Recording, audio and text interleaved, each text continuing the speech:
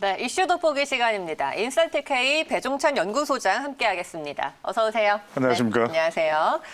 자, 국내 증시 얘기를 좀 들어가 볼게요. 어제 시장에서도 핫했습니다. 현대차도 포스코에 이어서 이제 SK와도 수소 동맹을 맺었습니다. 네. 현대차의 요즘 행보가 계속해서 시장에서 주목을 받고 있어요. 자세히 어떤 내용일까요?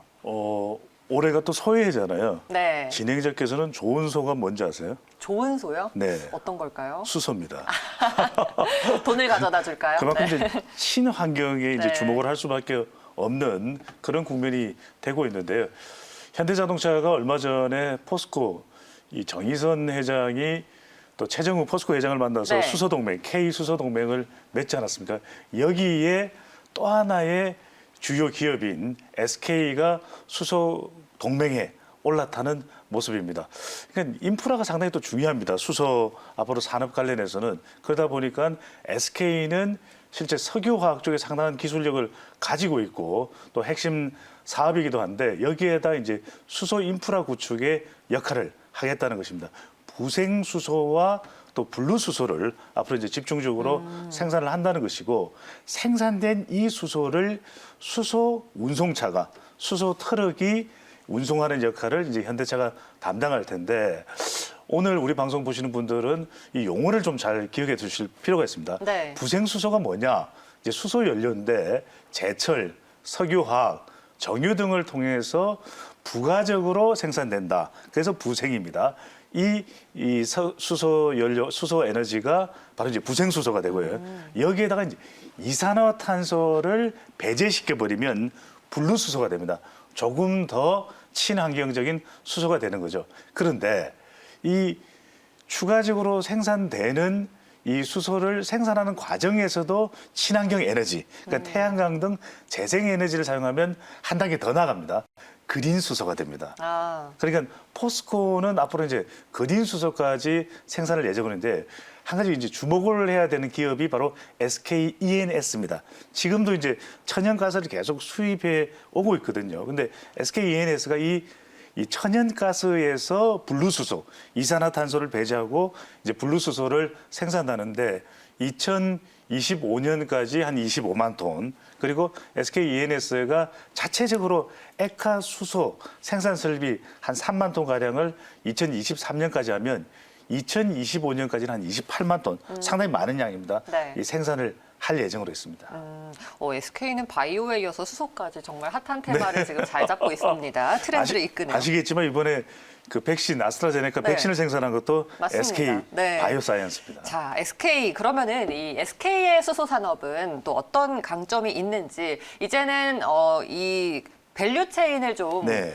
봐야 될 것 같은데요. 그러니까요. 이제 SK에 우리가 주목을 할 필요가 있는 게 부분 이 수소 관련 기술을 가지고 있는 기업들은 있습니다.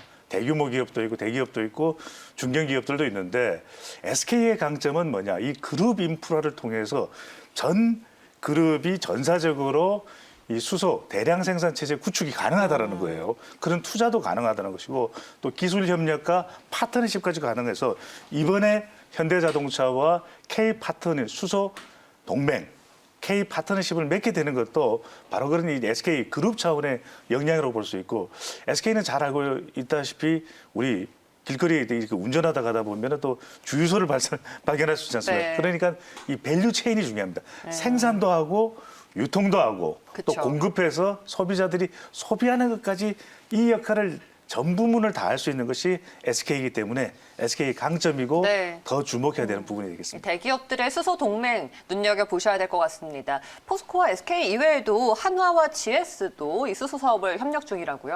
그러니까 우리가 앞으로 친환경, 바이든 행정부도 친환경 탄소 중립 계속 강조하고 있거든요. 네. 그런 만큼 여기에 포스코 외에도 또 SK 외에도 현대차 그룹의 수소 동맹에 뛰어들 기업이 이제 하나인데 하나의 경우에는 수소 충전뿐만 아니라 우리가 이게 전기 화학 반응으로 물을 분해하면 또 수소와 산소를 얻을 수 있는 이게 이제 첨단 기술인데 수전의 이 분해 기술까지 개발이 된다고 합니다. 그리고 GS 그룹도 GS 칼텍스를 통해서 현대차 그룹과 이 수소 충전소 사업과 관련된 협력이 예상되고 있습니다. 네, 알겠습니다. 자, 수소동맹 첫 번째 소식으로 만나보셨고요. 다음 소식 넘어갈게요. 에그플레이션 얘기가 심상치 네. 않게 들려옵니다. 최근에 곡물 가격이 꽤 많이 올랐죠. 그렇죠. 그런 이유가 있습니다. 또 이제 이게 원인이 이상기후다 보니까 오늘의 키워드는 친환경입니다. 친환경과 관련된 기업에 이제는 더 이상 우리가 놓쳐서는 안 되는 그런 상황이 되는데 에그플레이션 그러니까 진행자께서는 이 에그가 달걀일까요? 달걀이 아닐까요? 농업이죠. 농업입니다. 네. 네. 네. 요즘 워낙 계란값이 조류 인플루엔자 때문에 오르다 보니까 이거 에그가 계란 아니야 이렇게 네. 생각하실 텐데 농업입니다. 그런데 에그플레이션이 일어나는 것 아니냐? 식품의 가격이 오르다 보니까 원재료가 오르겠죠.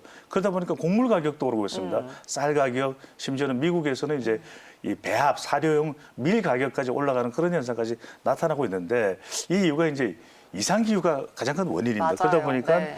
곡물 작황이 부진하고 작황이 부진하다 보니까 공급 부족에 따라서 이제 국제 원재료 가격이 이제 상승하는 것인데 이러다 보니까 이상기후가 원인이잖아요. 미국도 바이든 대통령이 기후협약에 복귀를 했죠. 앞으로 친환경 이 부분이 상당히 중요하고 또 농축식품의 이 원재료의 가격이 오르는 것이 과연 각국의 국내 물가에는 어떤 영향을 줄지도 주목을 해볼 필요가 있습니다. 그래서 이 농업과 또 물가 상승을 합한 에그플레이션 이야기가 나오고 있습니다. 그런데 유독 우리 한국의 식료품 가격 상승률이 더 높은 것 같아요. 우리 소비자들한테는 안 좋은 거잖아요. 네, 그럴 수밖에 없는 것이 우리 국내 생산하는 것만으로 가공식품의 수요량까지 감당을 못하거든요. 강원도에서 지금 폭설이 왔습니다. 그러다 보니까 당장 감자 가격 오르는 거 아니냐. 그런 이제 내수 정도의 걱정인데 네. 우리가 대량의 또 옥수수, 콩을 가공식품을 위해서 또 수입을 하거든요. 근데 이 국제 곡물 가격이 워낙 오르다 보니까 이게 이제 이상기후 때문인 수입 것이고. 물가가 오르는 거네요. 그렇죠. 네. 특히 이제 지금 미국의 시카고 곡물거래소의 가격을 보더라도 이 옥수수, 콩 계속 오르고 있거든요. 그러다 보니까 이 가격의 여파 때문에 이것이 이제 수입돼 왔을 때 이 원재료의 가격이 오르다 보니까 실제적으로 이제 가공식품의 가격까지 오르게 되고 우리도 보면은 가공식품 많이 먹습니다. 맞아요. 그러다 보니까 이 가격을 통해서 이 실제 우리 이 밥상 물가가 상승하는 현상으로 이어지는데 조금 구체적으로 말씀드려 보면요, 이 국제 곡물 가격이 상승하는 것이 물론 이상기후의 원인이 있긴 합니다. 그런데 계속해서 옥수수와 콩의 양 같은 경우에는 계속 비축을 한 국가가 또 집중적으로 하다 보니까 다른 국가로 갈 여력이 없어요. 이것도 문제가 되고 있고 그다음에 잘 알다시피 미중 충돌이 있으면서 중국이 미국의 옥수수 콩을 더 대량으로 수입을 해가거든요. 네. 그러다 보니까 한 국가, 중국이 대량으로 사가다 보니까 다른 국가로 못 가는 이유도 있고 또 남미 같은 경우에는 지난해 특히 이상기후가 많았습니다. 그러다 보니까 작황이 상당히 부진했던 것도 이 국제 곡물 가격의 상승 또 이 수입을 통한 우리의 가공식품 상승으로 이어지고 있는 상황입니다. 앞서 설명해 주셨다시피 이제 농업과 인플레이션의 합성어인 에그플레이션이라는 말이 나오고 있습니다. 요즘은 인플레이션이라는 단어로도 무서워요. 그렇습니다. 가장 좋은 것은 어떻게 보면 마이너스까지로는 안 가고 그래도 좀 경기 회복에서 물가가 조금 살짝 상승하는 리플레이션이 우리에게는 반가운 소식인데 네. 인플레이션 이야기는 좀 우리 주가에도 영향을 줄 수 있기 때문에 안 들었으면 좋겠는데 자, 이 곡물 가격 상승으로 우리도 물가 상승이 된다 이런 발표가 이 정부 발표를 통해서 나오고 있습니다. 그런 만큼 정부도 쌀 또 배추 비축을 해둔 물량을 가지고 좀 조절을 하는데 여기에 대해서 약간 볼멘 소리도 나오고 있어요. 이런 상황에 있다면 조금 더 빨리 정부가 좀 대비를 했더라면 이런 곡물 가격 상승에 따른 가공상품, 식품 상승으로까지는 이어지지 않았을 텐데 좀 선제적으로 대비하는 것이 좋았다라는 의견까지 나오고 있는 상황인데 자, 여기서 우리가 주목해야 될 부분이 이 부분입니다. 오늘 수소 동맹 또 이제 에그플레이션과 관련된 국제 곡물 가격 상승 그리고 이것이 국내 물가 상승으로 이어지고 있는데 최근에 또 올해의 트렌드는 친환경입니다. 네. 이상기후 그리고 또 수소 연료까지로 이어지고 있기 때문에 우리 투자자의 관점에서 과연 수소와 관련된 기술을 가지고 있는 기업이 어디냐 그리고 또 국제 곡물 상승 가격 상승으로 국내 가공식품 상승까지 이어지면 식료품 회사의 경우에는 상당히 비용 부담이 있을 수 있습니다. 원재료 부담이 있을 때 수익 구조가 어떻게 될지 우리가 투자의 관점에서 아주 눈여겨볼 필요가 있겠습니다. 네, 알겠습니다. 에그플레이션 소식까지 전해드렸습니다. 배종찬 소장님 말씀 여기까지 드릴게요. 고맙습니다. 감사합니다.